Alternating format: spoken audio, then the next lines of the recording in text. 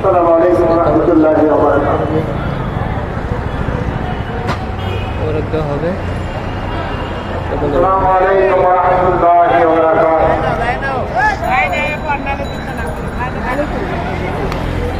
আগের পরিচয় করে আল্লাহ